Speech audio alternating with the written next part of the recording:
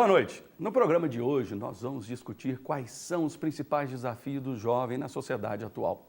Durante essa semana passada, fizemos uma enquete no nosso fanpage, Alerta Geral Brasil, perguntando qual seria o principal desafio da juventude brasileira. O resultado foi o mercado de trabalho, com quase 40% dos votos. Olha, o mercado de trabalho realmente é um problema na vida do jovem, da população brasileira em geral. E o que piora a situação do jovem é o momento em que ele vive. Muitas vezes ele está acabando de concluir os estudos, não faz a mínima ideia do que ele vai trabalhar, mesmo com aquilo que ele acabou de se formar. Ou ainda, ele não sabe o que espera da faculdade, já que grande parte dos universitários estão frustradas com as suas escolhas dos cursos. E o medo de sair às ruas, ou mesmo de ficar em casa, e essa violência toda, atinge a maioria dos municípios. E os jovens, por terem as vidas sociais mais ativas, estão sempre sujeitos aos crimes, assaltos e violências. Os jovens ainda precisam assumir identidade e exercer os seus papéis no meio do seu grupinho, criando ali uma sensação de pertencimento a algum grupo, a uma tribo. E isso acaba afetando também as suas atitudes. Como resultado, pressões e cobranças de todos os lados. Será que alguma atitude dos jovens são realmente influenciadas pelo grupo que ele frequenta? Ou será que ele age de acordo com aquilo que ele acredita? O que você acha? Para discutirmos o assunto que interessa a tanta gente, nós convidamos o jornalista Rafael Martins, o mestre em Teoria do Direito pela PUC Minas, pastor dos jovens da Igreja Batista do Getsemane, Davi Lago, o mestre em Psicologia, Jairo Stacanelli, e também o líder da mocidade universitária da Igreja Batista da Lagoinha, Bruno Mendes. Além de vocês, nós contamos sempre com a sua participação. Agora, então, com o Alerta Geral está entrando nessa interatividade aí com as pessoas, entrando no fanpage. Olha, só ligar para a gente agora, o mais rápido que puder, 3209-3301, ou então enviar o seu e-mail para alertageral@redesuper.com.br e também o nosso Twitter. Anote aí, @alertageraltv. Qual a dúvida que você tem? Qual que é o que mais te afeta? Pense comigo.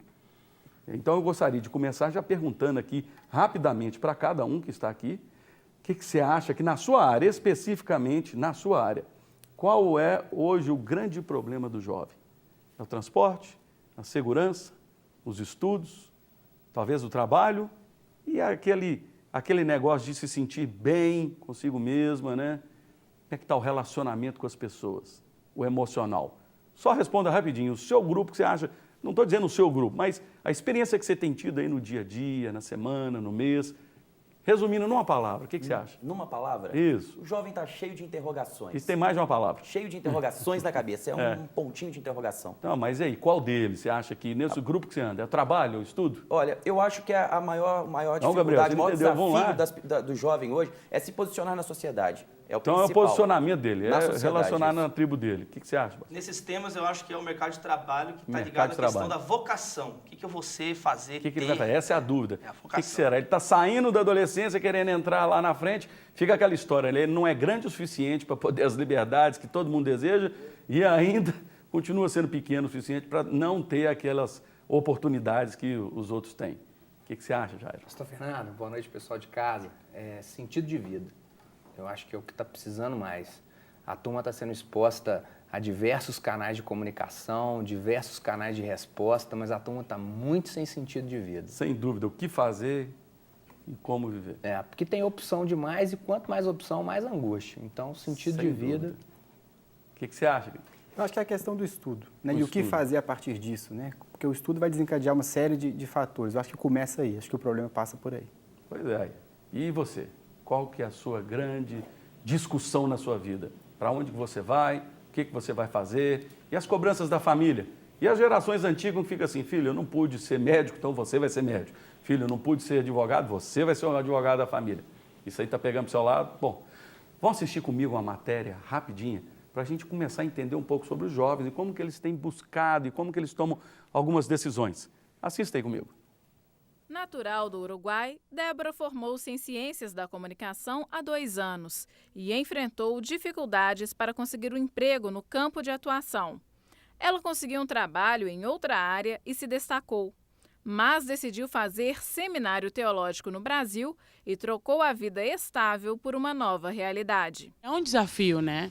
Então, somente uma direção clara e Deus aquilo pulsando no meu coração para eu ter coragem de vir até aqui, porque é quase 3.000 quilômetros de distância, né? Débora está bem, mas sabe que atitudes precipitadas podem significar decepções e problemas. Eu acredito que tem uma responsabilidade que é nossa.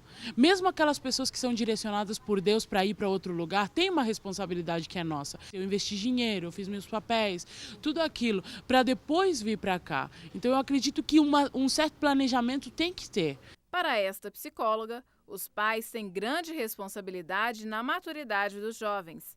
A maioria tem protegido os filhos na tentativa de se evitar frustrações. Hoje, por medo e às vezes até mesmo por uma condição financeira mais favorável, os pais às vezes querem dar toda a sustentação. Eu vou evitar que meu filho passe por isso ou aquilo que eu passei. Eu vou fazer com que meu filho ele experimente tudo na área estudantil, mas ele vai ficar sempre dentro de casa. E as fases de desenvolvimento, elas acabam sendo prejudicadas. Por quê? Porque o ser humano ele tem que imaginar, ele tem que idealizar, ele tem que sonhar, mas ele tem que viver também. A angústia e as decisões equivocadas são importantes e fazem parte do processo de amadurecimento das pessoas. Mas o que os especialistas estão observando é que os jovens têm demorado a crescer emocionalmente. E isso está se refletindo, inclusive, na entrada deles no mercado de trabalho. Este coaching destaca 2 pontos que os jovens precisam compreender sobre trabalho e carreira.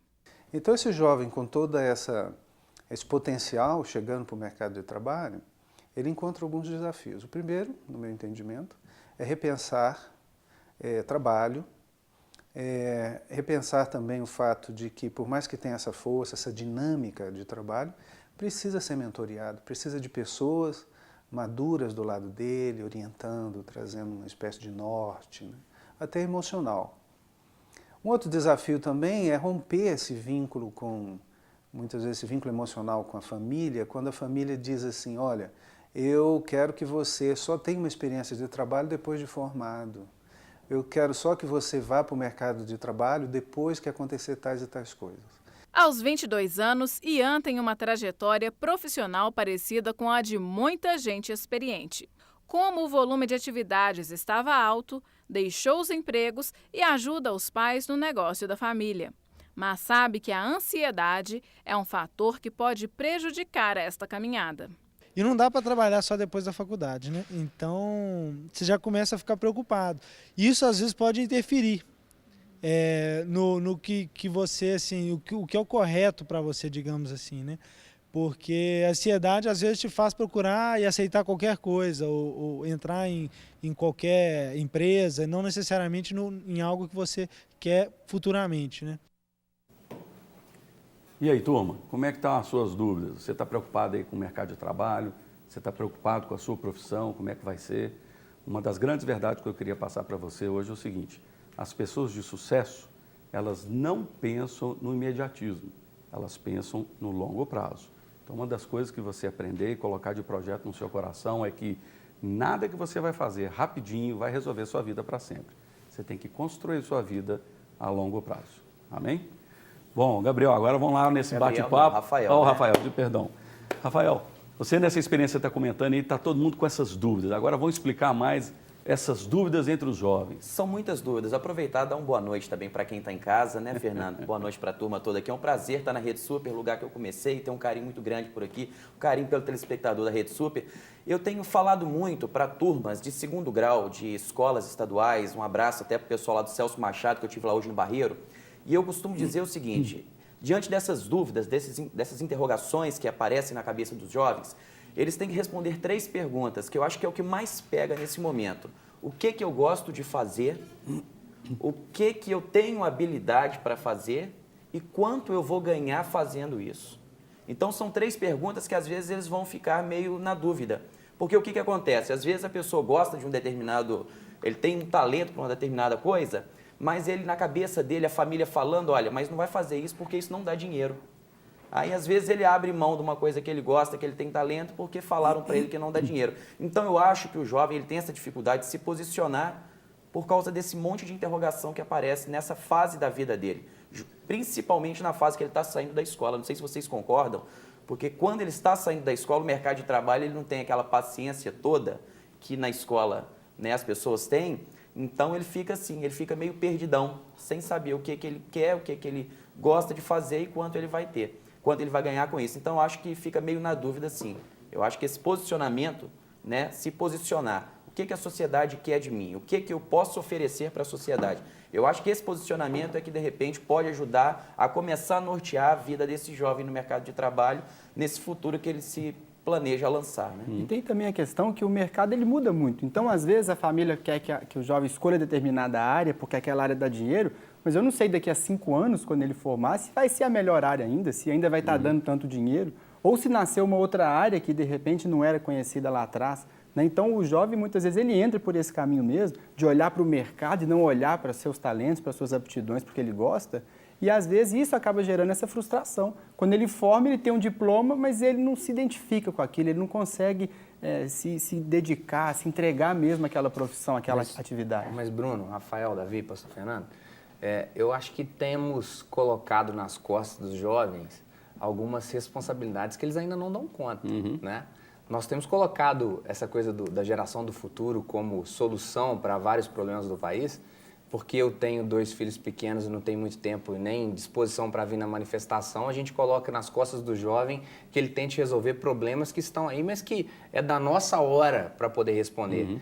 Jovem é jovem e do mesmo jeito que nós erramos quando éramos jovens, eles vão errar também.